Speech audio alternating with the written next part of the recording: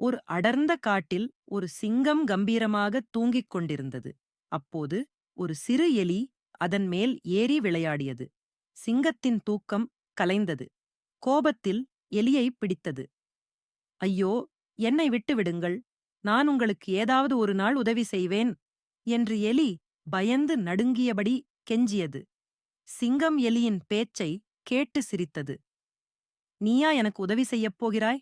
உன்னால் என்ன செய்ய முடியும்? என்று கேலி செய்தது. ஆனாலும் இரக்கப்பட்டு எலியை விடுவித்தது. சில நாட்களுக்குப் பிறகு சிங்கம் வேட்டைக்காரனின் வலையில் சிக்கிக் கொண்டது. அது உரக்க கர்ஜித்து உதவிக்கு அழைத்தது. எலியின் காதில் சிங்கத்தின் சத்தம் கேட்டது. உடனே ஓடி வந்தது. சிங்கத்தின் வலையைக் கண்டதும் தன் கூர்மையான பற்களால் வலையின் கயிறுகளைக் கடித்து துண்டித்தது. சிங்கம் வலையிலிருந்து விடுதலையானது. நன்றி நண்பா, நீ சொன்னது போல் எனக்கு உதவி செய்தாய். சிறிய நீ பெரிய ஆபத்திலிருந்து என்னை காப்பாற்றினாய் என்று சிங்கம் எலியிடம் நன்றியுடன் கூறியது. எலியும் மகிழ்ச்சியுடன் நாம் அனைவரும் ஒருவருக்கு ஒருவர் உதவி செய்ய வேண்டும் என்று கூறியது.